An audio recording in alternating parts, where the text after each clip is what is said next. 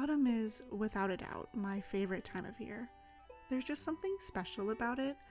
The crisp scent of dead leaves, vibrant colors, and a comfortable chill that eases away the fleeting remnants of summer's heat.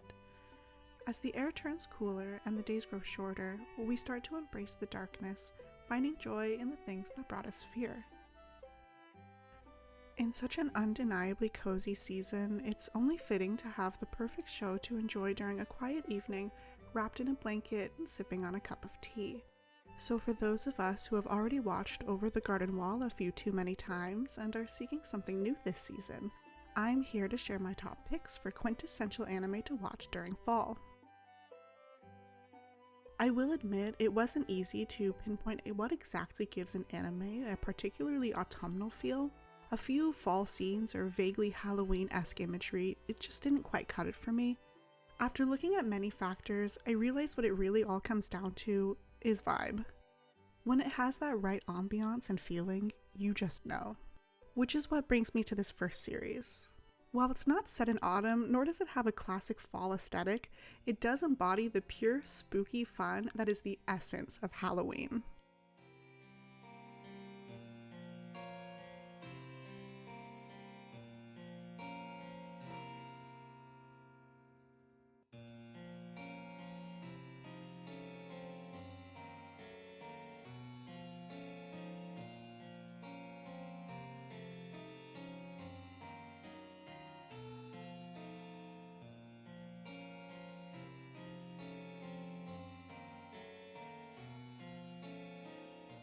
Toilet-bound Hanako-kun follows Nene, a love-struck high school student with a hopeless crush on a boy who hasn't ever noticed her. Desperate to win his affection, she seeks out the seventh of the school's famous 7 wonders, Hanako the bathroom ghost, who resides in the 3rd stall of the girls' bathroom. As the rumor goes, if you summon her, she will grant you any wish in exchange for something precious to you. However, the ghost that appears ends up being a boisterous young man, eager to help her out without using a wish at all. They try many methods to fix her love life, but with their limited success, Nene becomes more desperate, impulsively allowing herself to become cursed in order to force a connection with her crush despite Hanako's many warnings. She immediately regrets her choice, and now must make a wish to Hanako to reverse the effects of the curse. But in doing so, their souls become bound to each other. On top of that, the price she must pay for her wish is to become Hanako's personal assistant. So now she's stuck spending her free time cleaning the bathroom he dwells in and helping investigate the other paranormal entities within the school. Toilet-bound Hanako-kun has a very distinct and striking art style, with a warm, saturated color palette, unique character designs, and a mix of cute and spooky aesthetics. This, coupled with the supernatural subject matter, gives it a perfect Halloween feel. The series blends lighthearted humor with darker themes of loneliness and regret to create a well-balanced and enticing story. Hanako's character perfectly exemplifies this, as he's a playful and flirtatious young man, but behind that mischievous smile is really a lonely boy who we often forget died at a very young age. There are many secrets and suspicious characters whose intentions aren't quite clear that add an extra layer to the many questions the series already leaves us with, such as how Hanako died or how he changed his fate. I did find there to be a few too many questions left unanswered by the end of the season. It just felt like it was mostly set up and not a lot of actual progress was gained. But the next season is slated to be released in January, so hopefully we do get some resolutions. The humor and characters within this series are incredibly endearing. I think it does a great job of sidestepping the typical anime tropes by spinning them to be a little bit less than predictable. There are plenty of moments where I thought things would take an uncomfortable turn, but each time it managed to subvert my expectations and use that to build on the joke. The dynamic from the 3 main characters is particularly charming as well. We have Ko, who is a sweet and earnest guy with a lot of determination, and Nene, a hopeless romantic who can't help but be influenced by every handsome man she sees. Both of them play off Hanako's rambunctious spirit perfectly. There is no shortage of what I would consider to be shipbait between all the characters. While it's usually followed by being treated as a joke, there is a lot of romantic tension between Hanako and Nene, Nene and Ko, and I would even argue Ko and Mitsuba, who's another ghost boy that Ko was originally going to exorcise but ended up getting pretty close to. I suppose you could consider this to be a pro or a con depending on your personal preferences. However, I don't really mind this aspect of the series. I actually really like how flirty and mischievous Hanako is. I think he's a real cutie, and it makes for an especially great contrast when he falters from this typical behavior. Another thing I wanted to mention is that I found the series did a great job in holding my attention. Not only is the story and characters intriguing, but as I mentioned before, the art looks absolutely fantastic. It has a unique watercolor style with a gorgeous color palette, textured backgrounds, and a dynamic composition that is worth watching just to have the pleasure of looking at such beautiful art. Toilet Bound Hanako-kun is the perfect blend of cozy and spooky. It has some darker themes and imagery that actually get pretty intense, but it still maintains a healthy balance of humor and cuteness to keep things fun. If you're looking for something that has the best of both these worlds, it is a must-watch to help curate the ultimate Halloween vibe. While Halloween is a huge part of the autumn season, there is a lot more to it than just that. It's not all ghosts and ghouls or tricks and treats. Fall can also be a comforting and peaceful time as the summer crowds die down and we start to settle into the colder weather. I cannot think of a series that exemplifies the relaxed quiet of autumn more than the healing and cozy anime Laid Back Camp. This little gem of an Yamishibai is more than the typical cute girls doing cute things anime. It's even better because it depicts my own personal niche interest.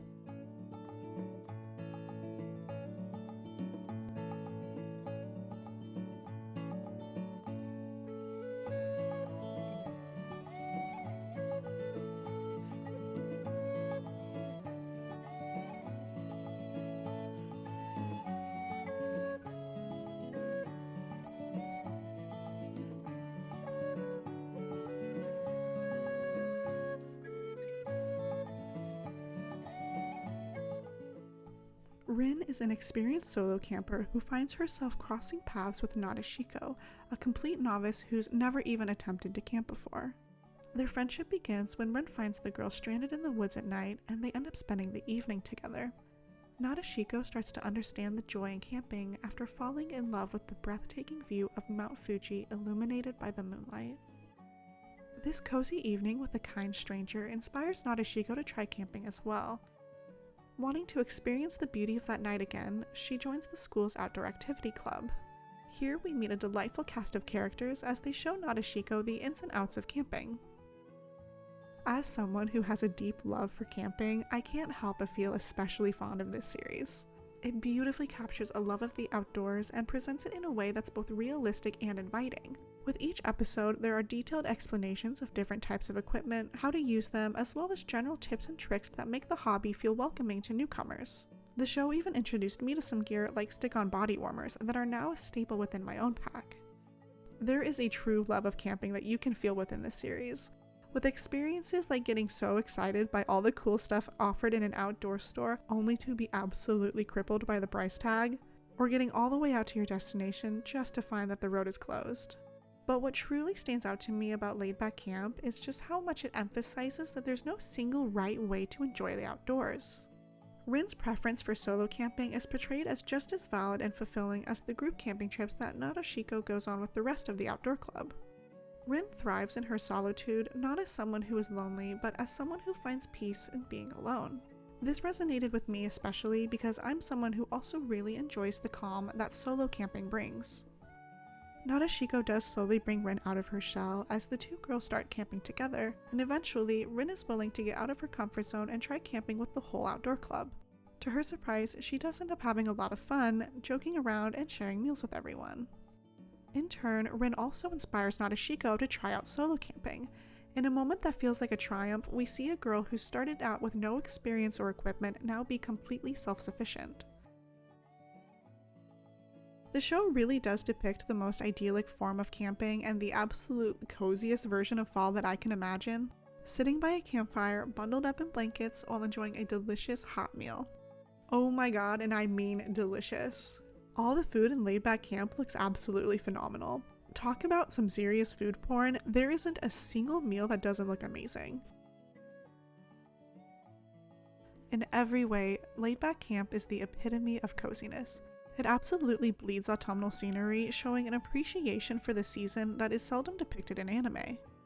This masterful presentation of the outdoors, enjoyable characters, and clear passion for nature inspires me to go outside and enjoy it for myself every single time I watch it.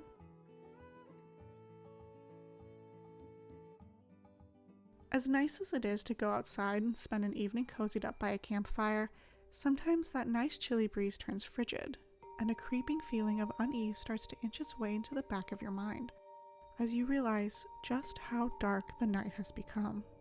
It's suddenly clear that the woods are no longer your friend, and that the campfire isn't just a place to enjoy warmth. It's now the perfect setting for the long-time tradition of telling ghost stories. There's plenty of horror anime out there, all to varying degrees of quality, but I wanted to highlight the unique series Yamishibai.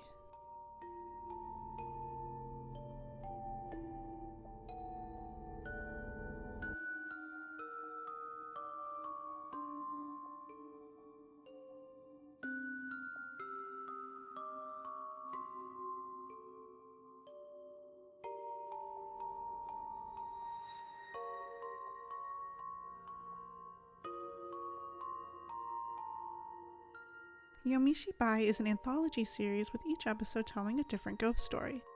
You might recognize some of the stories if you've been hanging around the internet long enough or have a general interest in Japanese horror. Right off the bat, it's impossible not to notice that the art style has a very unique look to it, using a paper puppet style animation designed to look like a traditional kamishibai performance, or puppet theater. I personally love this aspect of the series. It evokes such an eerie yet nostalgic feeling, like you're watching something that was tucked away and intended to never be seen again. Each episode is pretty short, coming in right around under 5 minutes.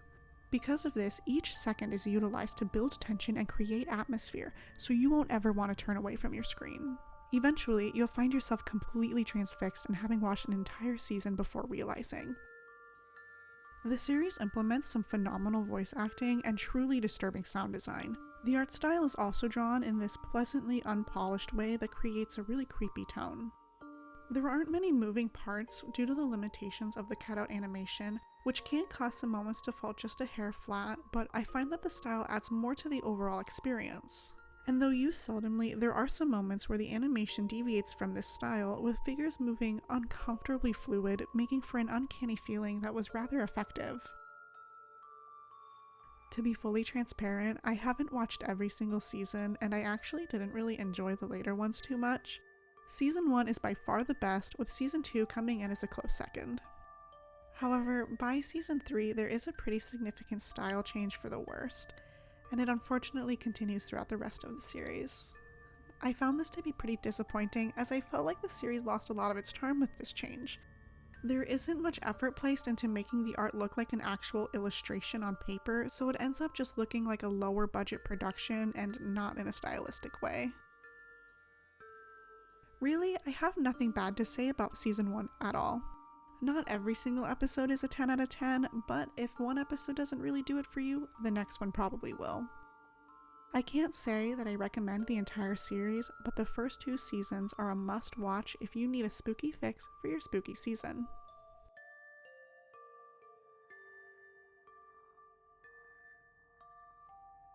Horror is a great way to get your heart racing, but a well-crafted mystery has its own way of really captivating interest. Fear may vary from person to person, but I find that there is something completely irresistible about a setting shrouded in secrets where every turn reveals a darker truth. Shadow's house is a place where the unknown lurks behind every corner and the air is heavy with the feeling of someone's watchful eye.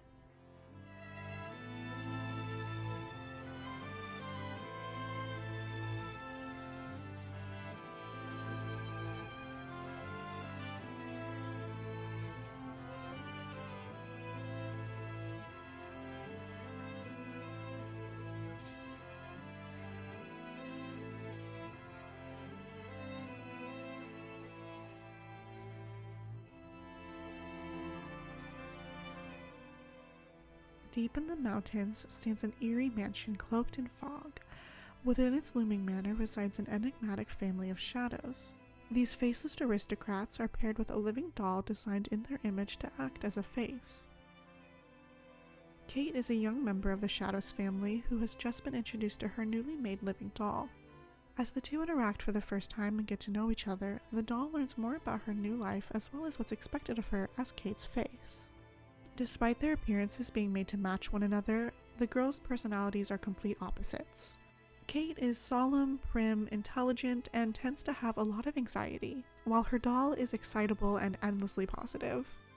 To highlight her doll's distinct personality, Kate gives her the name Emiliko. And as Emiliko's daily duties expand, taking her further into Shadow's house, more and more questions start to arise, and the entire mansion starts to seem off.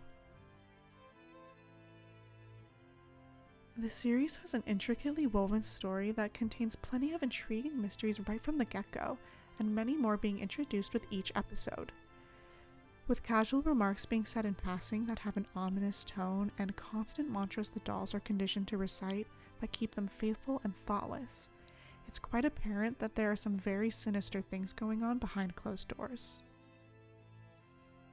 The series doesn't really dip into horror, but there is some genuinely frightening imagery that makes it feel like the stakes are high and there's some real danger for the characters.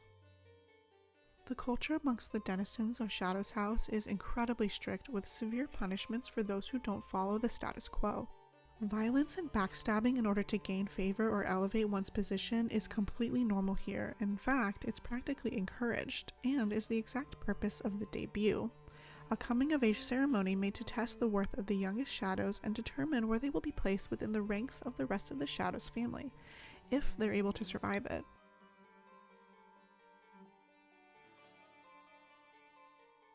One of my favorite aspects of the anime is the Victorian Gothic aesthetic, which definitely reminds me of Rosen Maiden.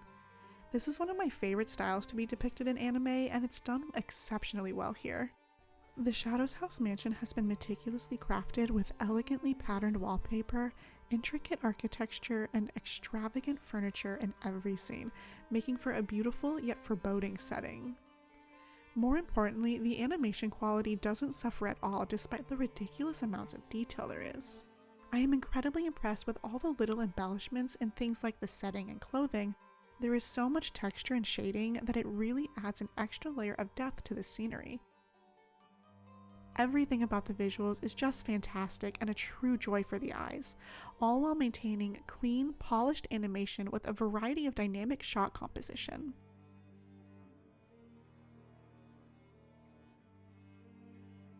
The characters are all engaging and distinct, which makes it especially intriguing to see the differences between the personalities of the living dolls and their respective Shadow Masters. The motives of each character and how they're influenced by their surroundings is incredibly compelling, as the competitive nature of Shadow's house breeds resentment and creates unexpected alliances. And the design of these characters is also very well done. Since half of them are completely featureless, the Shadows family members all have such unique silhouettes with colorful clothing and plenty of frills or patterns to help compensate for their lack of features. While there is obviously so much to like about this series, what exactly makes it especially ideal for fall viewing is the impeccable ambiance.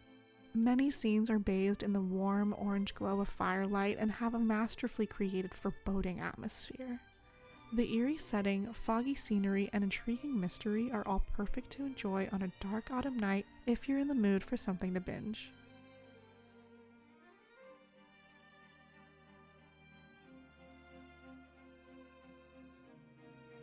Now, to finish things off, I want to visit the root of what autumn is all about: harvest. For those of us in the States, fall is traditionally a celebration of the season's harvest where we come together to eat great food and enjoy fun traditions. My hometown has a fall festival every year where I would always get to indulge in the classics like caramel apples, kettle corn, and apple cider. I haven't been back to my small town in many years, but even now, every time I enjoy those things, it feels a little bit like home. That same sentimentality is explored heavily in this last anime that I want to share, and it is so steeped in its autumnal scenery, it's basically a harvest festival in and of itself.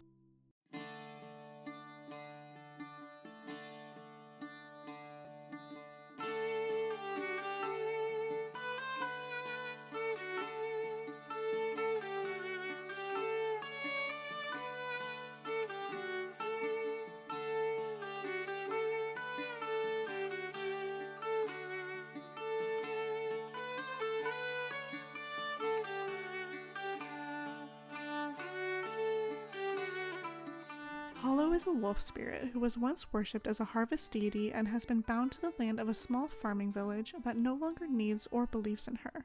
She longs to leave that place that she's been confined to for hundreds of years and return to her hometown.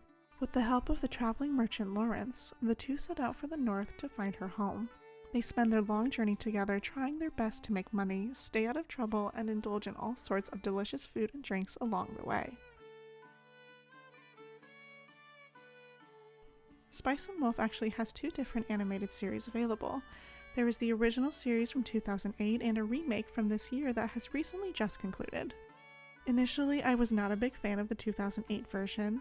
A lot of that had to do with the animation style, and I found the dialogue to be a bit hard to follow. However, I do think that the 2024 version fixed a lot of the issues I had with the series, and I did end up preferring that version. But something I did enjoy about the 2008 series specifically was the impeccable sound design. Every scene is filled with intricately layered background audio that lends heavily to creating a rich atmosphere. Sounds of crickets, fire crackling, and wind blowing softly all blend with music straight out of a cottagecore dream. Unfortunately, the 2024 version isn't quite as saturated with the same acoustic environment, but it does still have a fantastic soundtrack. The world building within this series is incredibly detailed. As the characters travel between kingdoms and trade within those regions, we learn more about how each one operates. There are differences in things like the currencies and regulations that create a realistic depiction of doing business in other countries. While all of the trading talk can get a little monotonous, there are plenty of other fun things to be learned from each new place, such as their local delicacies and traditions. I didn't really care for most of the business-heavy conversations, but Hollow's dialogue is always very fun. She's witty, with a fast-paced, smooth-talking nature that makes her so endearing, but still has many great bits of wisdom. The relationship between her and Lawrence develops slowly and earnestly, the two becoming more comfortable and reliant on each other as their journey perseveres. While they sometimes say the wrong thing or argue, they do grow together and eventually find what they're missing within each other. The series contains plenty of fall imagery and depictions of different harvest festivals as celebrated by the many towns the two visit. It gives me this kind of Thanksgiving vibe, seeing all the villages host large feasts and collecting their spoils for this season. To me, the story feels like hot mulled wine by a fire. It's definitely something you can cozy up with and enjoy during the longer evenings.